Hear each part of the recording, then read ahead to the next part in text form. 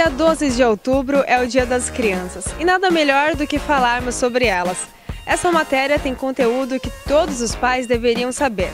Mas não se preocupe que você ainda tem tempo para aprender agora nessa reportagem. Acompanhe agora.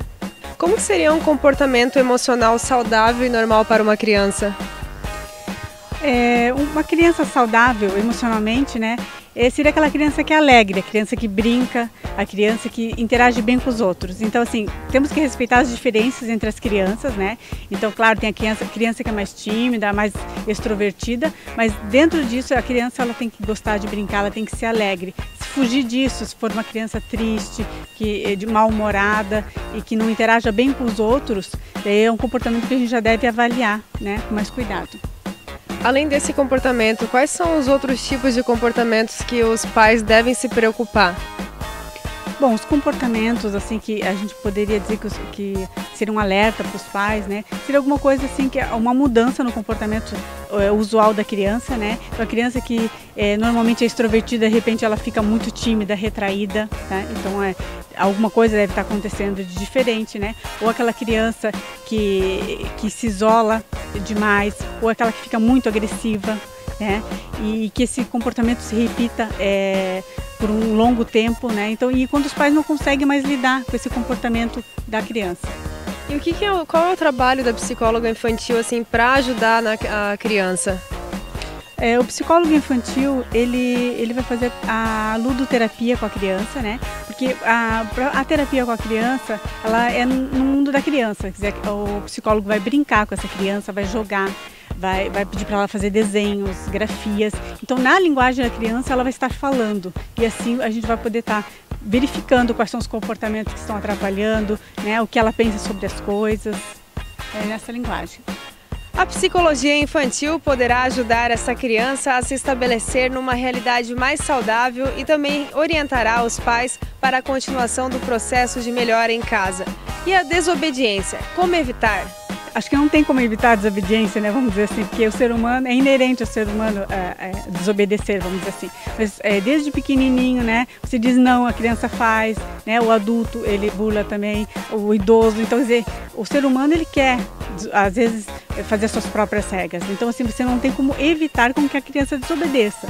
O que você tem que ensinar para a criança é a importância das regras, né? Então, aí entra o diálogo, né, dela entender por que ela tem que obedecer às regras, porque o outro também obedece às regras, né, e assim a gente vive em harmonia. Filho, se você não parar com isso agora, muitos pais já devem ter usado esse conhecido início de frase em tentativas frustradas de impor limites aos filhos. Como impor limites? Você impor um limite, né, e depois, na hora de cobrar esse limite, você não cobrar, é um dos piores erros que os pais fazem. Quer dizer, eles colocam, dizem qual vai ser a consequência daquilo e na hora a criança não respeita a regra e daí? Eles não cobram, né? Eles desistem, eles meio que, sabe, falaram aquilo e não cobram. Então, se for para impor o limite, que seja cobrado. E o estresse infantil? O estresse infantil é como o estresse no adulto, na verdade. O que seria? Seria um dia a dia desgastante, cansativo, onde a criança fica mal-humorada, que parece um fardo que ela está tendo que ir para a escola, parece que ela tem que ser carregada, fazer os cursinhos que ela tem que fazer. Então, seria isso, seria esse desgaste emocional que você percebe que a criança não está bem, não está feliz. O dia a dia dela parece ser pesado e ela não está alegre. O que causa o estresse infantil? O excesso de atividades, né, com cobrança, existe muita pressão às vezes em cima dessa criança, né, de competitividade e também excesso de atividades no qual ela não tem tempo para brincar. Então uma criança no seu dia a dia, ela pode ter diversas atividades que são importantes, tem que conversar com essa criança por que ela está fazendo inglês, por que ela está fazendo várias atividades fora de ir para a escola, isso é importante para ela, enfim, mas entrar num acordo com ela de quais atividades deve fazer ou não, né, porque o exagero de atividades, tá, e que ela não tenha tempo livre para brincar, isso pode gerar um estresse infantil. O que muda no comportamento da criança estressada? A criança estressada, ela é mal-humorada, ela faz com má vontade as coisas, né?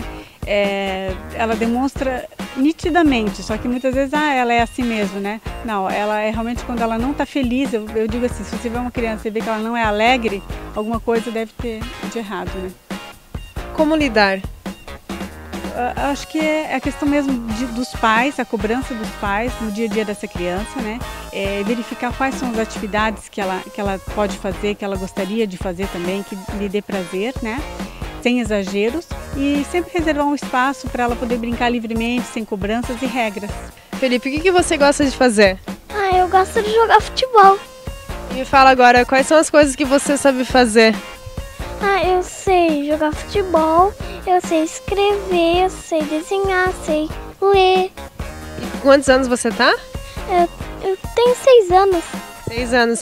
E o que faz você ficar bravo? O meu irmão fica me incomodando algumas vezes. E você obedece aos seus pais? Sim. Não desobedece, então? Não. Quando que você quer alguma coisa e seus pais dizem não, o que você faz? Eu entendo. Entende? E eu quero que deixe uma mensagem então para os teus pais. Eu amo vocês, pais e meu irmão. Quais são as dicas finais que você passa para os pais saberem lidar com os filhos?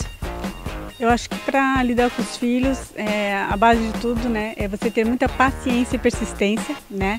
Então, quando essa criança ela estiver apresentando algum comportamento que você considera indesejável, né, você deve persistir para que ela mude de forma amigável, né? O diálogo é essencial, você conversar, você ter tempo para essa criança, né? Às vezes você não tem tempo em quantidade, mas que você dê qualidade. Então, sente com essa criança, brinque, conversa, escute o seu filho. Aproveitem ser criança, porque depois não vão poder mais. E feliz Dia das Crianças! Lembrando que a autoestima é um conceito individual que se constrói ao longo de uma vida. Os pais e educadores têm um papel fundamental na regulação e promoção da autoestima nas crianças. Uma boa autoestima é essencial para o desenvolvimento das crianças. É o alicerce do seu futuro.